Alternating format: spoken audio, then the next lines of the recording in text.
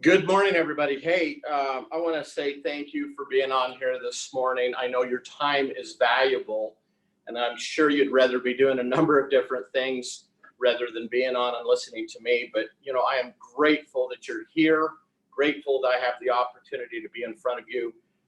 Those of you who don't know me, I'm Rick Bentley. I'm one of the managing brokers in the Union Park office. George asked me to get up and give you a few thoughts today.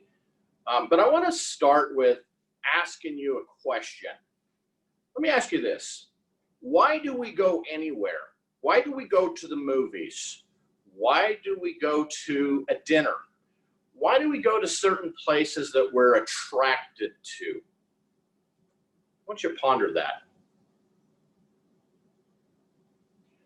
For the experience. So as we look at life, our emotions are attached to experience. I want to share with you an experience that I actually had a number of years back. I went to a hockey game, and you imagine this. I want you to picture this in your mind. You're walking into the stadium, and you have 20,000 fans there ready to watch the performance of their favorite team. We all know what happens in sports games. They typically will start the games and the performance with the national anthem. Now imagine they're out on the stands out on the mic.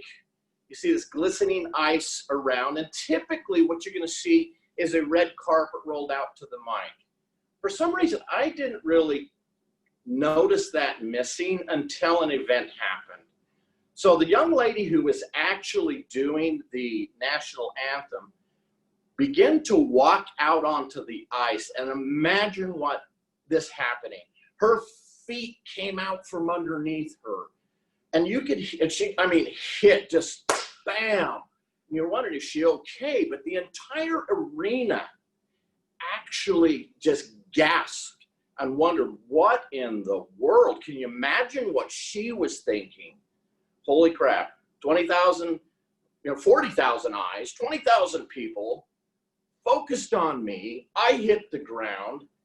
I don't know. The nerves are so reckoning upon my mind. How can you gather yourself up? So as she gathered herself up and people began to clap and, hey, great job, she began to sing. And I'm sure because of the state in which her mind was in and the frustration she was feeling and then the embarrassment, her mind went gaga. She forgot the words. You could see her struggling. You could literally see her shaking from the vantage point in which I was sitting. If you can imagine that happening, what went through your mind? Now, how does that relate to what we do in real estate? Question I have for you, have you ever gone into a listing presentation, actually gone in, you're excited, you know your stuff, you know your values, you know what you're going to do. All of a sudden they ask a question, you're not prepared for it, you don't have the answer, you're not sure what you're going to do to answer it, and your mind goes blank. Whether it's a buyer, taking them out, showing them properties, and they ask a certain thing, or an event happens to take your mind off what you're doing. Okay. We have to be prepared for these type of events. How many of you remember the movie Rain Man? Think about the movie Rain Man and the winning performance that Dustin Hoffman actually gave in that. What I discovered as I actually dove into what he did, Dustin Hoffman actually went and spent months around the real Rain Man, so they can internalize really the process of becoming that individual. And it's interesting, as he became that individual, he would record himself, watch himself, and compare it to the real Rain Man. So he could become what the movie industry needed him to be. Now think about it. A multi-billion-dollar business, billion with a B, actually has scripts and dialogues. The actor that learns it the best is the actor that gets paid the most. The agent in our industry that understands the script better gets the most listings because we're creating a performance. Like the lady who walked out onto the ice, take in consideration what happened when she stood. People will take, to a degree, empathy upon you and help you out. But in a listing presentation where you're competing against other people, they're looking at you as a blank stare. You have to know your script well enough in order to do it in any kind of scenario. Matter of fact, I want you to consider a little bit today what happened with me. I have done this for 6 years now. I can chant it out on my own without this assistance in my hand.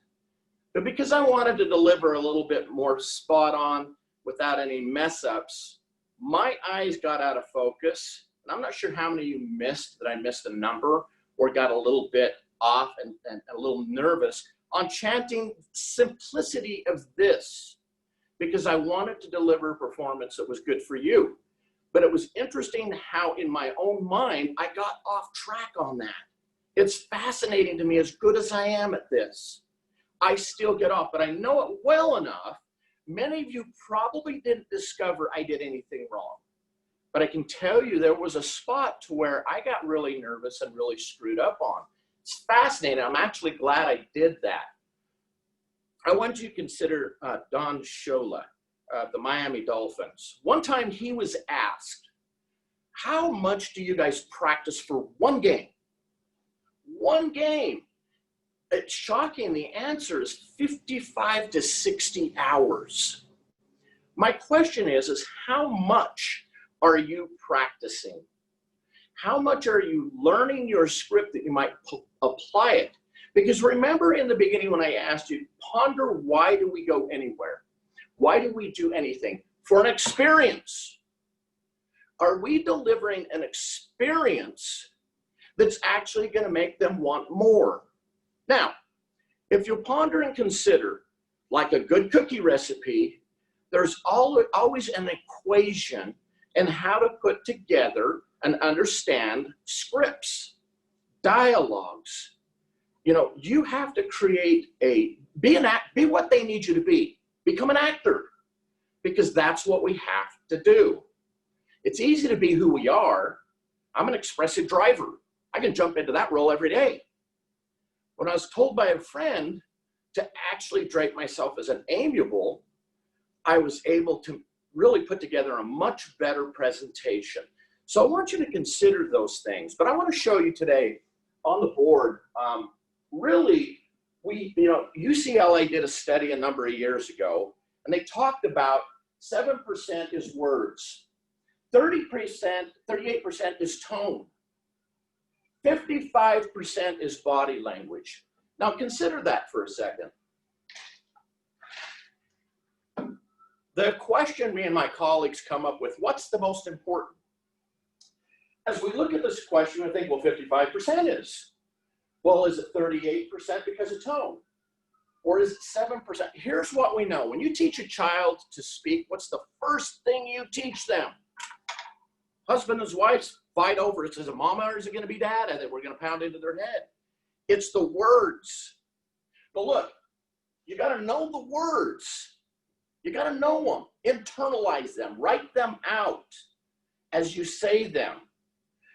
Then you got to, how do I deliver those words? Think about mama, dada. But now it turns in after they've learned it, mom, dad. You're influencing it by tone. That tone is actually what gives it enrichment. If you think about it, that's the experience. Because we're looking for the experience. The experience doesn't happen unless you really infuse tone. So as we learn our scripts, we're going to know where to apply tone, pitch, upswing, downswing, repeating, affirming, and doing it, how to do it. Then we have to add body language, which does what? Gives you the performance. Think about it. What would you think? Who remembers this line? You can't handle the truth. Look, the body language that was infused with that, with the tone and the pitch and the intent, give us emotional response. That emotional response is something we're going to remember, folks. That is something when you leave the door, they're going to go, wow, that agent was good. That agent was incredible. Or was it, holy crap, what was that? And you're probably going to be soon forgotten. The only way we can get to this level of performance is day in and day out. That's why here at Union Park, we do that every morning. Every morning. What's fascinating? You know, discovering that the movie industry is the industry that actually practices and works on scripts and dialogues to create billions of dollars in an experience. We started in our live role plays having people go into the Al Pacino voice, doing their scripts. As we did this, it was fascinating how it really rolled out, how people become more natural in what they were doing. Fascinating the change, because they weren't so focused now on doing a perfect job on saying the script, but they put more tone, emotion, body language, and how it really changed the experience we were receiving. Now, I'm not suggesting you go out and use the Al Pacino voice in a listing presentation, but really, honestly, if you're trying to get better, you need to be actually filming what you're doing.